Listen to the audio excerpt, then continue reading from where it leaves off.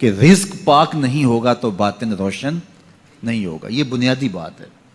اگر رزق پاک نہیں ہے تو میرے حضور نے ارشاد فرمایا کہ ایک بندہ سفر کر کے کعبۃ اللہ کے صحن میں پہنچتا ہے اور کعبے کے پردوں کو تھام لا ہے, وہ یمد یدیہ, اور لمبے لمبے ہاتھ کر کے کہتا ہے اے اللہ, لیکن اس کا کھانا حرام ہے, اس کا پینا حرام ہے, اس کا لباس حرام ہے, وہ غزیہ بالحرام, اس کو غذا حرام سے دی گئی ہے.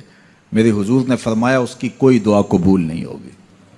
جو پہنا ہے اس لباس کا تانا یا بانا حرام کا ہے, اس کو غذا حرام کی دی گئی ہے, اس نے پیا حرام کا ہے, اس نے کھایا حرام کا ہے, تو پھر اس کا یہ سارا سفر رائے گاں چلا جائے گا, اس کو کچھ نصیب نہیں ہوگا. تو سب سے پہلی شرط اس عنوان سے عقل حلال ہے. اس کے بعد پہ صدق مقال ہے کہ آپ کی زبان جھوٹ نہ بولے. جب کوئی شخص جھوٹ بولتا ہے, روحانیات تو دور کی بات ہے, اللہ کے فرشتے اس سے 1 میل دور ہٹ جاتے ہیں.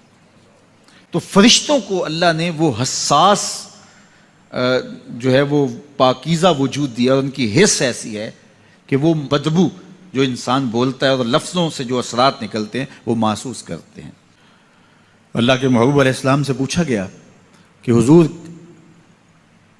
کوئی مسلمان, کوئی مومن کیا بزدل ہو سکتا ہے؟ فرمایا نہیں, وہ بہادر ہوتا ہے, لیکن ہو سکتا ہے کبھی اس سے بزدلی بھی سرزد ہو جائے. انسانی کمزوری ہے, کبھی انسان بہت طاقت میں ہوتا ہے اور کبھی انسان کمزور بھی پڑ جاتا ہے.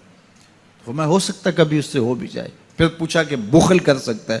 فرمایا نہیں, مومن سخی ہوتا ہے, لیکن ہو سکتا ہے کبھی اس سے بخل بھی ہو جائے.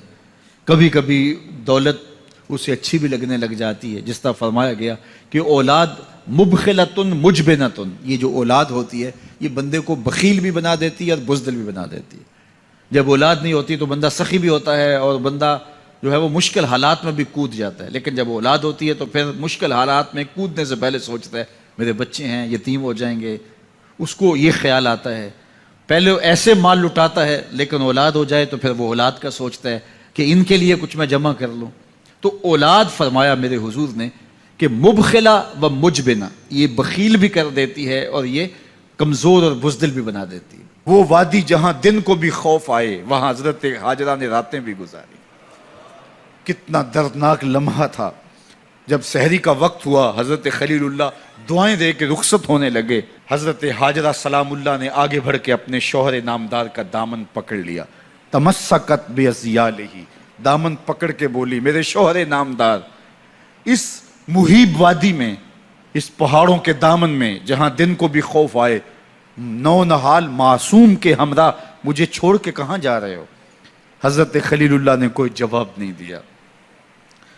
پھر قدم اٹھایا تو زوجہ نے پھر دامن پکڑا, پھر وہی سوال, پھر کوئی جواب نہیں آیا. تیسری مرتبہ دامن پکڑا, خلیل اللہ کی جانب سے کوئی جواب نہیں آیا. تو خاتون خود بولی کیا اللہ کا حکم تو نہیں؟ تو حضرت خلیل اللہ نے کہا نعم, ہاں اسی کا حکم ہے. حضرت ہاجرہ نے دامن چھوڑ دیا, کہا جائیے خیر سے جائیے. اس زہرہ گداز داستان سے لیکن اللہ پر توکل اور ماں کی بے قراریاں, کبھی صفا پہ کبھی مروہ پہ, زبان پہ شکایت نہیں ہے. پھر جب مروہ پہ پہنچتی ہیں 7 چکر مکمل ہو گئے تو ادھر کیا دیکھا کہ معصوم اسماعیل ایڑیاں رگڑ رہا ہے.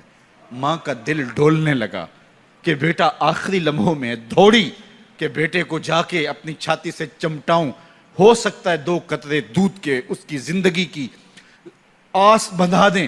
تو ماں دوڑتی ہوئی آئی, لیکن جب قریب آئی تو منظر بدلا ہوا تھا. معصوم کی ایڑیوں کے رگڑنے سے تازہ چشمہ پھوٹ رہا ہے.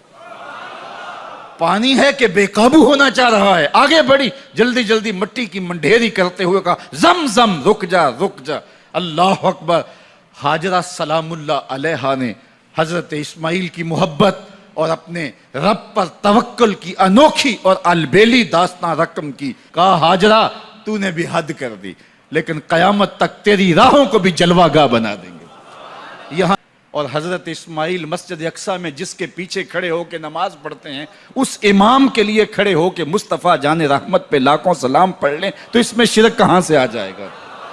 تو یہ تکریم ہے, یہ عزت ہے اس پانی کی کہ اس نے حضرت ذبیح اللہ کے قدم چھوئے ہیں. تو یہ سارا حج اللہ اکبر ہمیں ہمارے ماضی سے جوڑتا ہے.